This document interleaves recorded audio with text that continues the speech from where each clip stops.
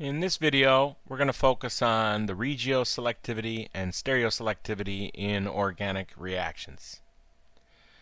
The origins of both these concepts derive directly from the mechanisms that we've been studying. Regioselectivity, as the name might suggest, is what group goes to which region of the molecule. In this product here, the chlorine group went to the region that was more substituted. Once again, that's a tertiary carbon right here, and the hydrogen went up here on the secondary carbon.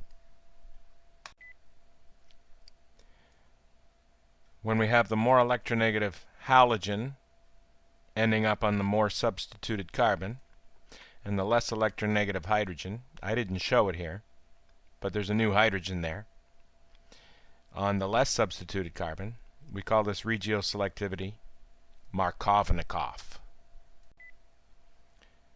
There's the spelling of it. If I was to use a more accurate Russian pronunciation, I believe it would be closer to Markovnikov. But let's not get too picky.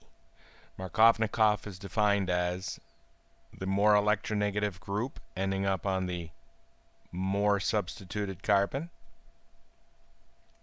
And in this case, where there's a new H on the secondary carbon, the less electronegative H is on the less substituted carbon.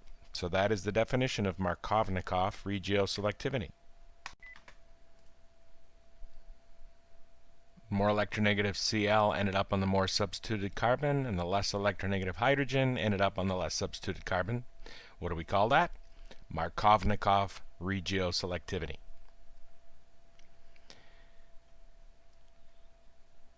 In the next example, the two groups have the same electronegativity.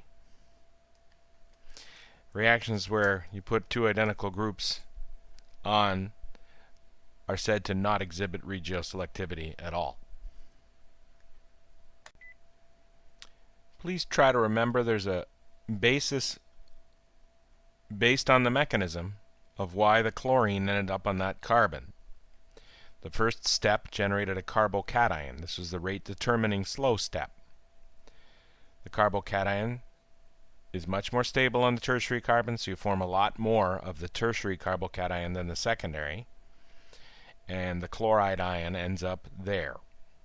It's all about cation stability, why we observe this regioselectivity.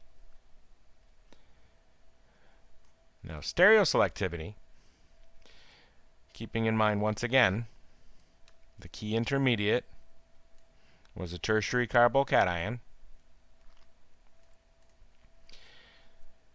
and this carbon here now has two H's. Stereoselectivity describes the relative position of the two new groups on the ring, or on the molecule in general. If we have the two new groups on the same side of the ring, we say it's syn stereoselectivity. If it's on opposite sides of the ring, we say it has anti-stereoselectivity. In this example, half the time you're going to get the Cl on the wedge and half the time on a dash, because this is a flat sp2 hybridized carbon. And the H's are wedge and dash on this. There is no orientation of chloride to hydrogen that has any meaning. So we say there is none. No stereoselectivity here.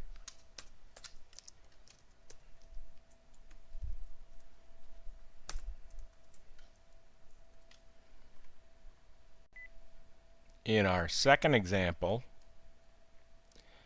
we say this stereoselectivity is anti because the two new halogens are on opposite sides of the ring.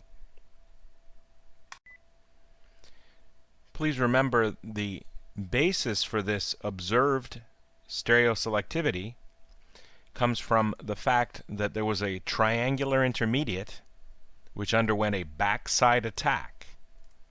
The triangular intermediate, before the halogen came in on the more substituted carbon, looked like this.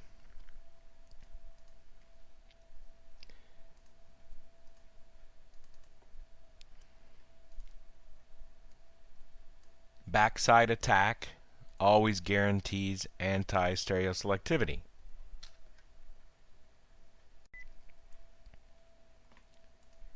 This triangular intermediate with a positive charge on the chlorine will be attacked on the carbon that spends more time with a positive charge right here.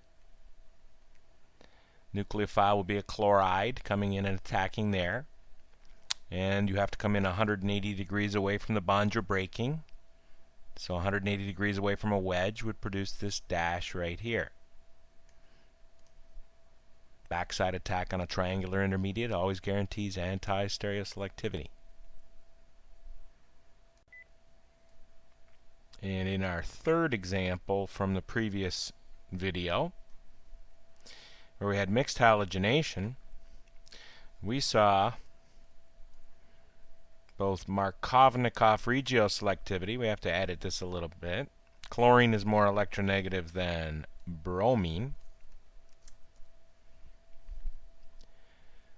And it ended up on the more substituted carbon. I can't say it enough times. There's a reason for that. The chloride ion, after you form the bromine triangle intermediate, not the chlorine triangle intermediate, the bromine. And why did we form a bromine triangle intermediate? Because bromine is more positive than chlorine. It got attacked by the alkene. Now the backside attack is going to be on the tertiary carbon, because that carbon spends more time with a positive charge. That's this carbon right here. And that will guarantee Markovnikov regioselectivity. Just like in the example up here, why did the chlorine end up on the more substituted Markovnikov position? Because this carbon spends more time with a positive charge. Similarly, this carbon spends more time helping out with the positive charge. This reaction also exhibits anti-stereoselectivity for the same reasons as before. The two new groups are now bromine and chlorine. And because we had a triangular intermediate and we did a backside attack on a triangular intermediate, we observed anti-stereoselectivity. I hope this video on regioselectivity and stereoselectivity has been helpful.